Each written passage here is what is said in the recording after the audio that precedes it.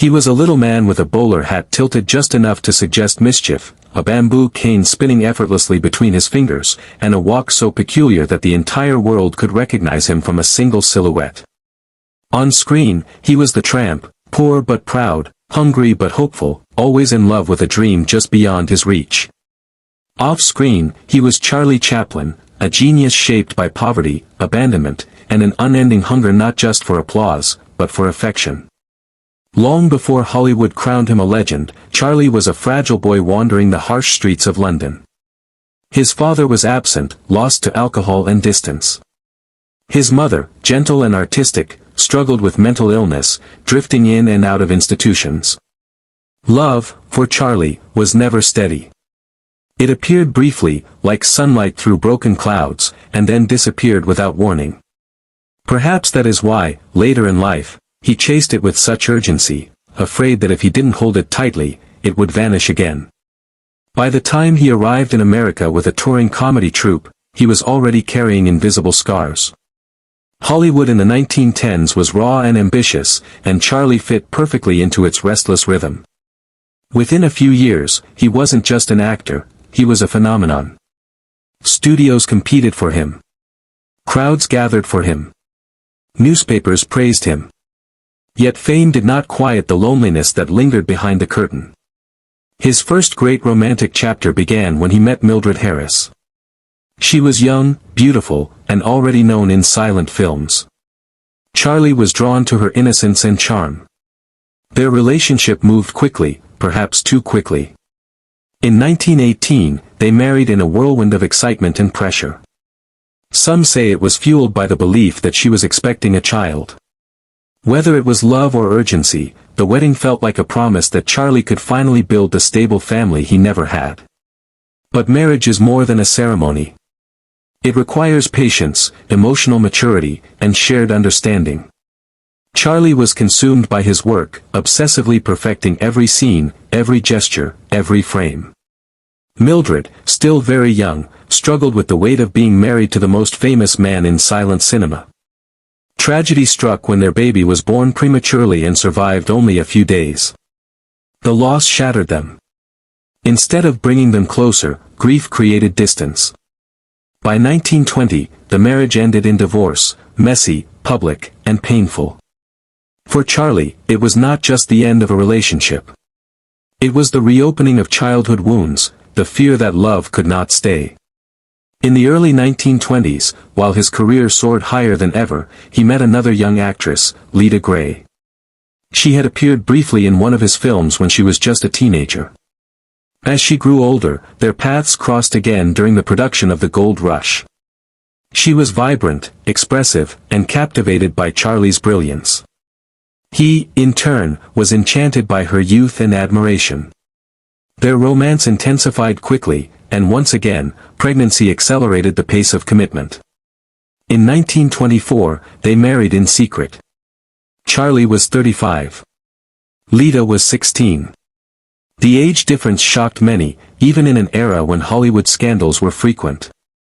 But Charlie believed, perhaps desperately, that this marriage would finally give him the family life he had always imagined. They had 2 sons together, and for a brief moment, it seemed like domestic happiness might be possible. Yet Charlie's temperament, perfectionist, controlling, intensely focused on work, made home life complicated. Leda later described the marriage as turbulent and emotionally exhausting. Arguments grew louder. Resentment deepened. Fame magnified every crack. The divorce in 1927 became one of the biggest scandals of the decade. The settlement was enormous for its time. Newspapers sensationalized every detail. For Charlie, the humiliation was immense. He retreated into his art, pouring his pain into films that blended humor with heartbreak. You can almost see it in his eyes in The Circus, the clown who makes everyone laugh while his own heart trembles in silence. As the 1930s unfolded, the world changed. Silent films gave way to sound. Political tensions rose. Charlie, always sensitive to injustice, began creating more socially conscious work. During this period, he met Paulette Goddard, confident, intelligent, and fiercely independent. Unlike his previous wives, Paulette had a strong personality and a clear sense of herself. She was not easily overshadowed. They began a relationship in the mid-1930s and reportedly married in secret.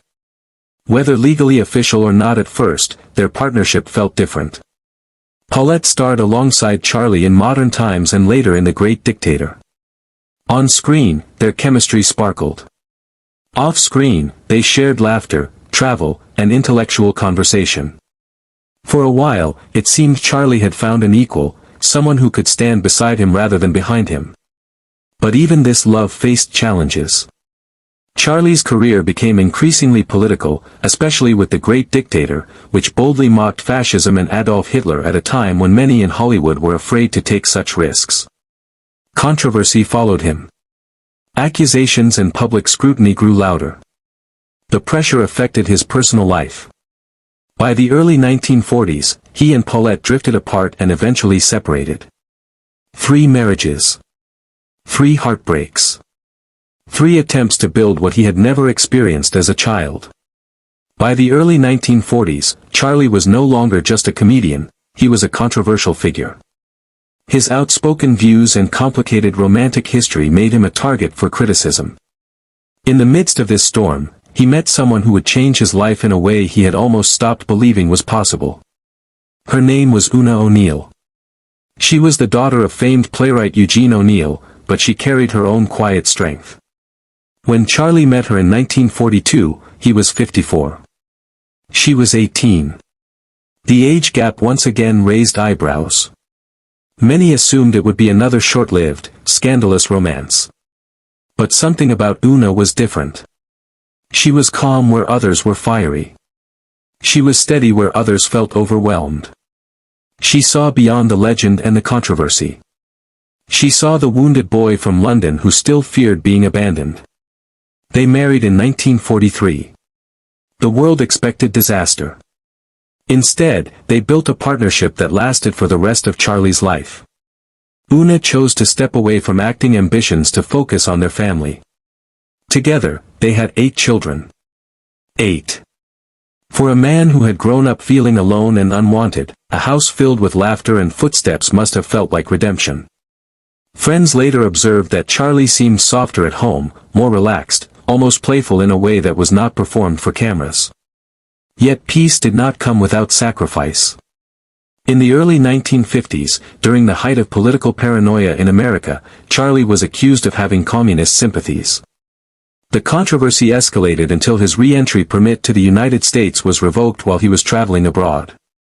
Effectively exiled, he chose to settle in Switzerland with Una and their children. For many artists, exile would have meant bitterness.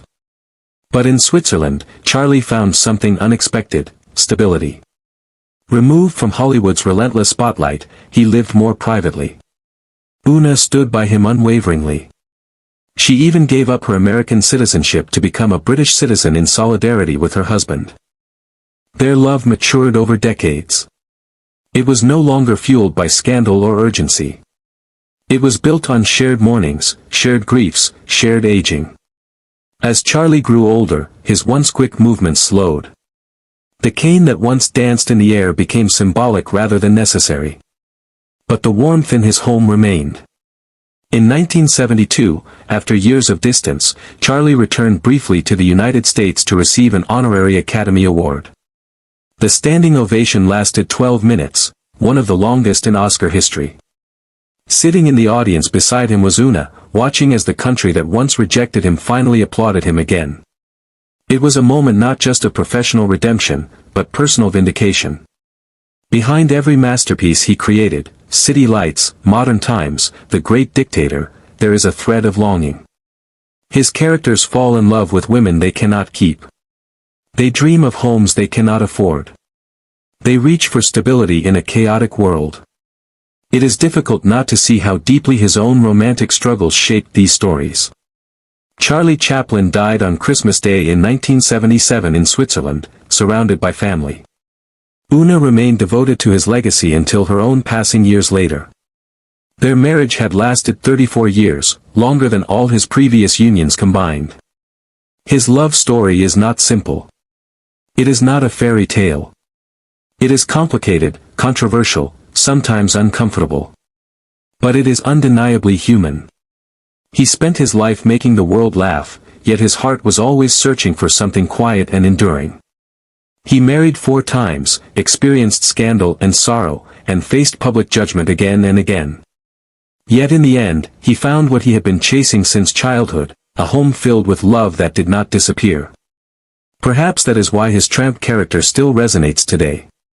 The little man with oversized shoes reminds us that even those who stumble, who are misunderstood, who are lonely, still deserve love. And sometimes, after many wrong turns and broken promises, they finally find it. Charlie Chaplin's life teaches us that genius does not protect the heart from pain. Fame does not guarantee happiness. But persistence, in art and in love, can eventually lead to peace. And somewhere, in an old black and white frame, the tramp tips his hat, offering a shy smile to the woman he adores before walking toward the horizon. For Charlie, that horizon was not just cinematic poetry. It was the long, difficult journey toward a love that finally stayed.